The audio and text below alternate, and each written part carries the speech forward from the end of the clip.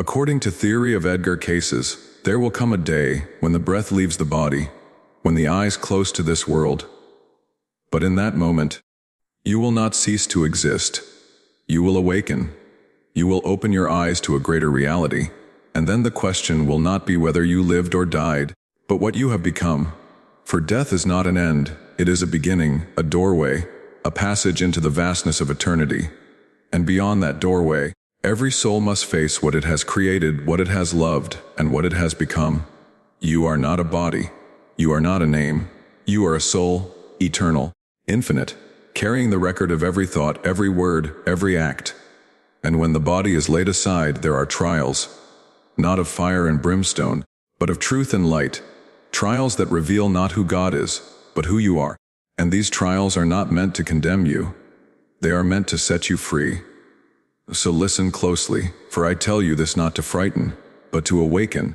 When you die, the journey is not over. It is only the beginning of the greatest adventure the soul will ever know. Life after death is one of the greatest mysteries that humanity has ever faced. Yet it is also one of the most certain truths. We know that the body will one day return to the earth. But what about the essence of who we are? The thoughts, the feelings, the consciousness that makes us unique. That is the soul, and it does not die. It continues on a journey far greater than we can imagine. Death is not the end. It is not a closing door or a final goodbye. It is a transition, a passage into another dimension of reality. It is like leaving one room and entering another, more expansive and luminous, where the rules are different and the understanding is deeper. The soul was never meant to be confined to flesh forever. The body is a temporary garment, worn for a time and then laid aside. But the soul, eternal and indestructible, moves forward into realms that the physical eyes cannot see. When we draw our last breath, something remarkable happens. The weight of the physical body falls away, and what remains is pure consciousness. There is no darkness, no oblivion, no void, as many fear. Instead, there is awareness, often more vivid and real than anything we experienced on earth.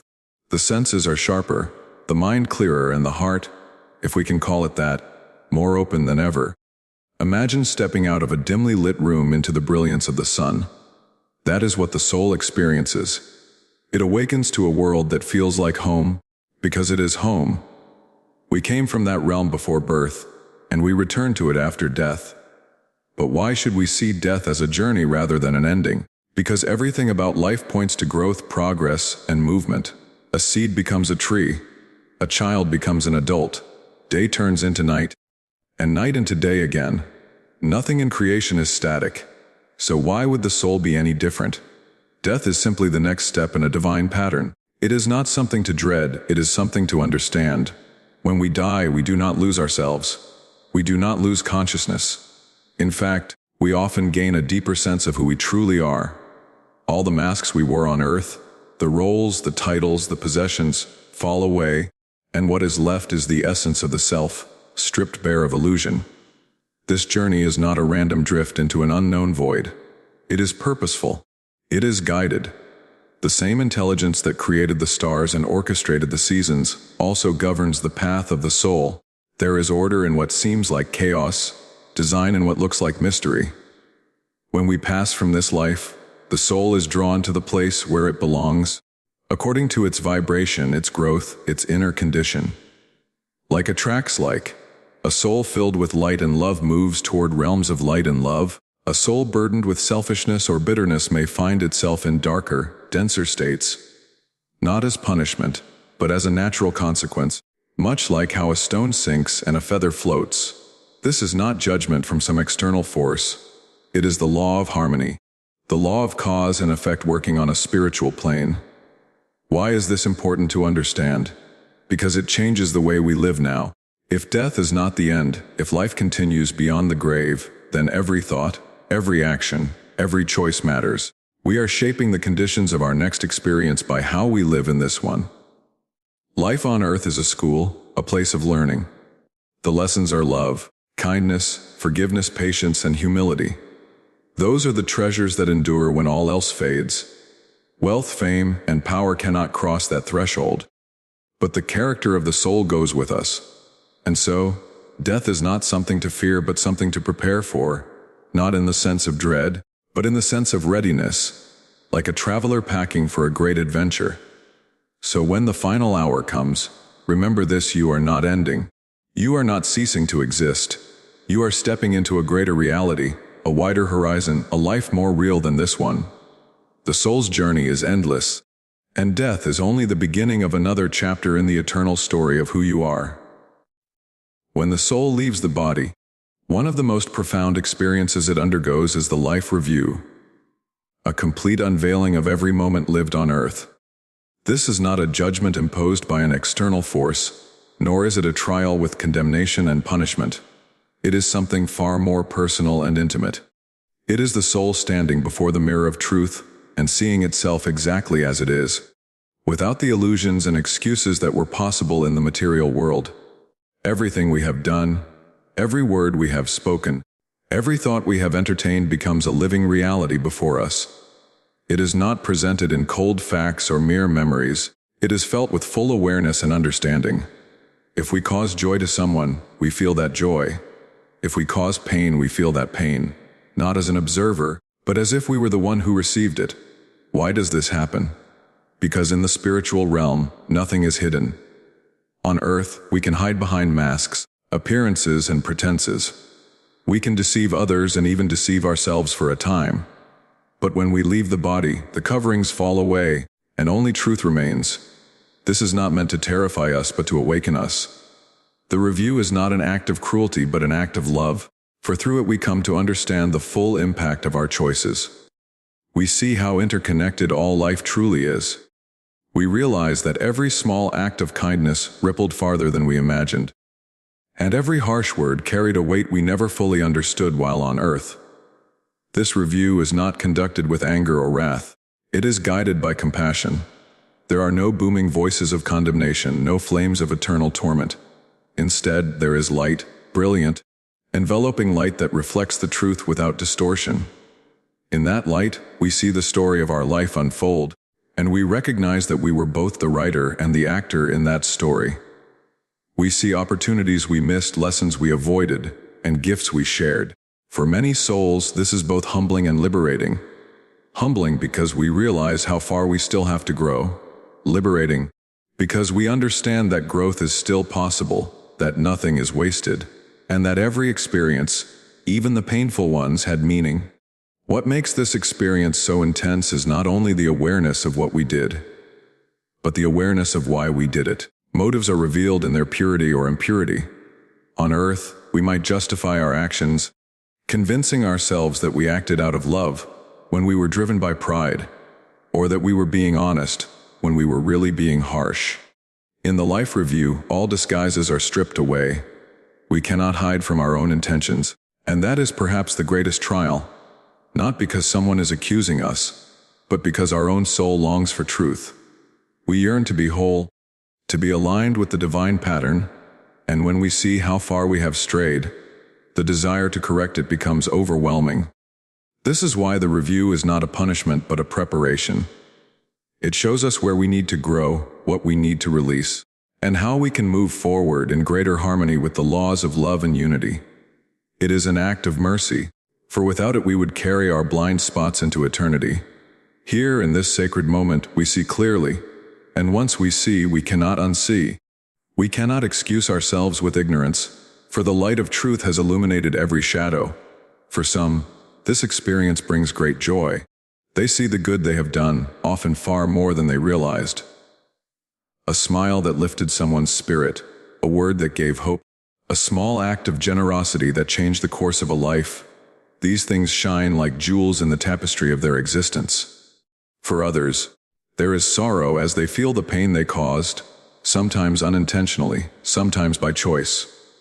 But even this sorrow is not hopeless, it is cleansing, for it awakens the soul to a deeper longing for goodness, a stronger desire to love. This review is not the end of the journey, it is the gateway.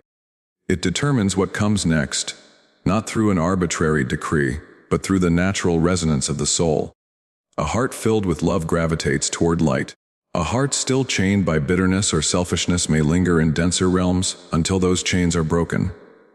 But always, the purpose is growth.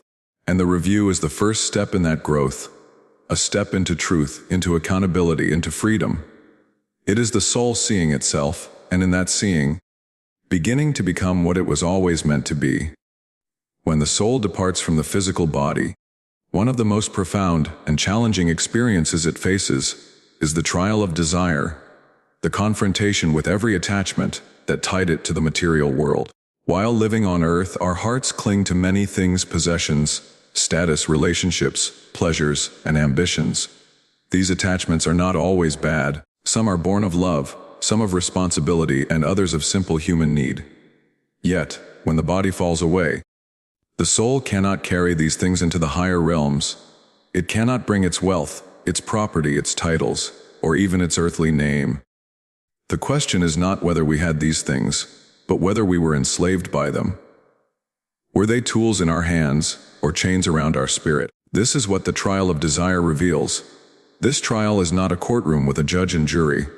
It is a natural process, a spiritual law at work. The soul gravitates toward that which it loves most. If its deepest love was for the eternal, for truth, for goodness, it rises easily toward the light. If its strongest attachment was to temporary things, it lingers, struggling to let go. And so, in this stage, the soul confronts every earthly craving that still has power over it. It feels the pull of desires it once indulged and must choose whether to cling or to release. Think of the soul as a bird designed to soar into the heavens. Earthly desires are like weights tied to its wings. The more weights, the harder it is to rise. A soul burdened with greed will long for riches it can no longer touch. A soul consumed by lust will hunger for pleasures that are now impossible. A soul intoxicated by power will yearn for control in a realm where power is meaningless. These cravings torment not because some external force inflicts punishment, but because the soul itself created those attachments and now must break them to be free. This is the fire of purification, not a literal fire, but the burning pain of letting go. Even the attachments that seem noble can hold the soul back if they are rooted in possessiveness rather than pure love. A mother who clings to her child so fiercely that she cannot release them may struggle to move forward. A man who identifies so completely with his achievements that he cannot imagine life without them may feel lost. The trial of desire asks the soul to answer one question: what do you truly belong to? The eternal or the temporary? It does not mean we should never love or enjoy the gifts of this life. It means we should love them without chaining ourselves to them. True love sets free. Attachment seeks to hold on forever. This stage can be a time of great struggle, but also of great liberation. As the soul releases one attachment after another, it becomes lighter. Each surrender is like cutting a cord that held it to the earth. At first, the letting go feels like death, but soon it feels like freedom. The soul begins to understand that nothing real is ever lost. The love we shared, the kindness we gave, the truth we embraced, these remain with us forever. What falls away are the illusions, the false securities, the temporary identities. We were never meant to live for those things. We were meant to use them as tools for growth and then move beyond them. Why is this trial necessary? Because higher realms vibrate with purity, with selflessness, with unity. A soul cannot enter such realms while still clinging to selfish desires. It would be like trying to breathe in an atmosphere for which we are unprepared. The trial of desire prepares the soul. It burns away the dross, leaving only the gold. It strips us down to our essence so that we can rise without hindrance. This is not punishment. It is mercy. Imagine being trapped forever by cravings you cannot satisfy. That would be torment.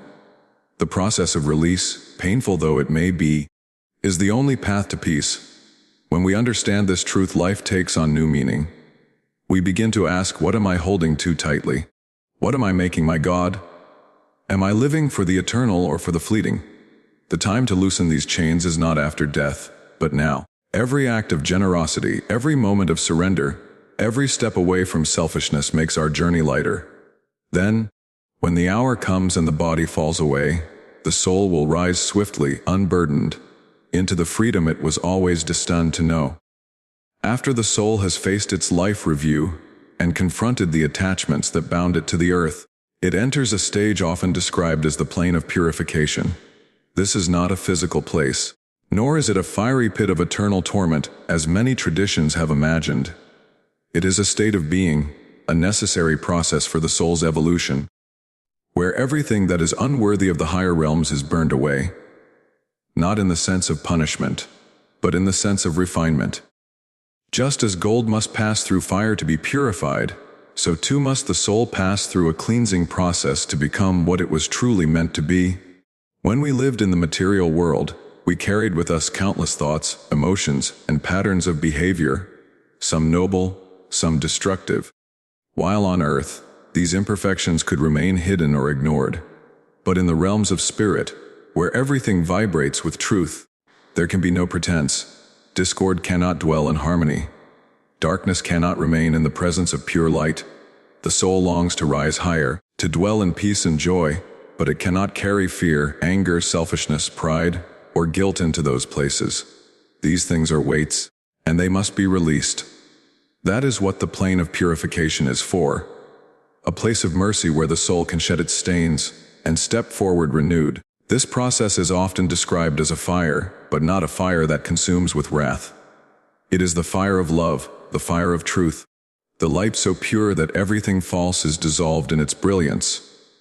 The soul does not experience this as arbitrary punishment, but as an inner necessity. Imagine standing in a radiant light that reveals every hidden shadow within you. At first, it may feel unbearable, for the light exposes all that is unfinished, all that is impure. But the same light that reveals also heals. It does not shame or condemn, it restores and transforms. The soul willingly yields to this process because it understands that only through this cleansing can it move closer to the divine presence it so deeply desires. What does this purification feel like? It is not physical pain, but spiritual discomfort. The sorrow of seeing clearly where we fell short, the longing to make right what we left undone, the ache of releasing what no longer serves us. It may feel like the burning away of pride, the breaking of stubbornness, the dissolving of selfishness. These things do not die easily, for we have nurtured them for lifetimes. But as they fall away, something beautiful happens. The soul becomes lighter, freer, more radiant.